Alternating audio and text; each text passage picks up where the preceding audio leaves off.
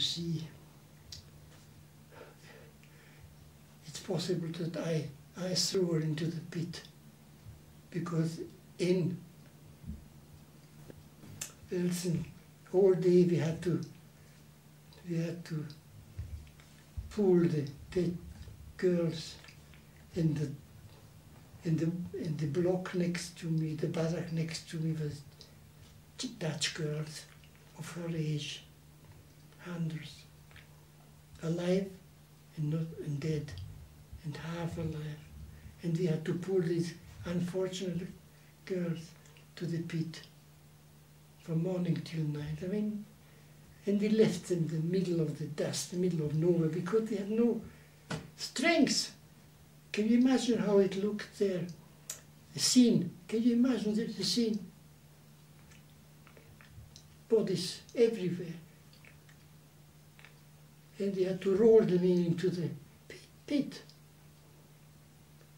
So it's not impossible that I rolled in Anna. Ah, God. And then, as you know from my book, I myself ended up in the pit. How did that come about? Because there was a soldier, an SS soldier, standing there with a gun in his hand. And this then go down and pull the people to the center, because the center was empty, because they had no strength to, we just rolled them in. So he asked me to go in and pull the dead bodies towards the center. Needless to say, I could do nothing, I had no strength left. But I ended up in the pit and couldn't come out. I tried and tried and tried. At midnight, the miracle happened. I climbed up, walking on top of the dead bodies, right? Climbed, and I could get up to the top, and I hold myself like that. But how long can you be holding on like that? And somebody comes, I don't know who it was, and in German it tells me, "Lebst du oder bist du tot?" And the human instinct, I said, I'm alive, ich lebe. So he got hold of me here, pulled me out. And he says to me, "Go back to your barrack." And I managed to go back. Not only did I manage to go back to the barrack, I found my friend, Joe, which was very important, because once you lose your friend, you're finished. I mean, we did everything together, we fought back together, and so that was my survival.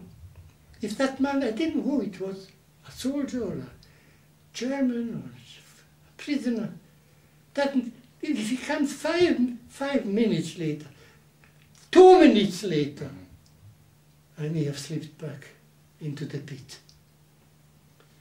And so I'm sitting here telling the story. But the truth of the matter is that all the time, one incentive to survive was that I will tell the story, I could tell the world what happened. How low humanity can think. Impossible to describe. Even if you write a book about it, it's only, you're scrapping the surface only. The reality was worse. The reality was worse. Nobody can know. You have to be there to know what went on. And it's important because there is not too many survivors now who give a testimony what really happened. My determination was to come here. I had a brother here to come to Glasgow, because my brother told me that the Scots are very tolerant, well-meaning people. If I can. And so it happened. I ended up here in Scotland. Never looked back. And you find We had wonderful years here, really, truly. And being a member of the Jewish clergy opened every door for me here. And there was a well-organized Jewish community here in Glasgow. About 15,000, 16,000 people, families, blending into the picture, here into the Scottish picture wonderfully. And that appealed to me. And I'm still here.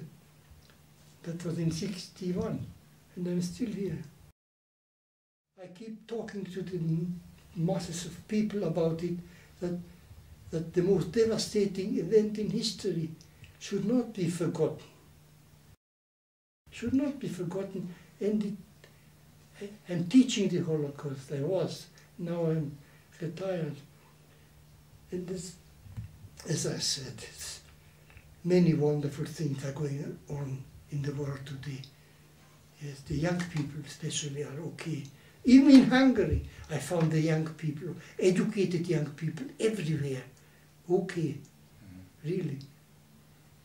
Even in Germany, I spoke to many young people, the better type, the educated people. It's a big difference, big difference. And teach the world the worthiness of every single person. And then you kill one person, one innocent person, it's killing the whole world. And if you save one person, it's like saving the world. Really saying the same as Anna Frank said, that fundamentally people are good, fundamentally. The tragedy is that you can manipulate ordinary people into beasts. Yeah, I saw it from so close. Right? That was the greatest sin of the Nazis. Ordinary people were manipulated and swept into a life of hatred and violence and fear.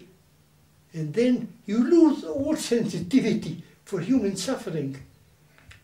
And it's unbelievable that they even enjoyed the agony of the victim.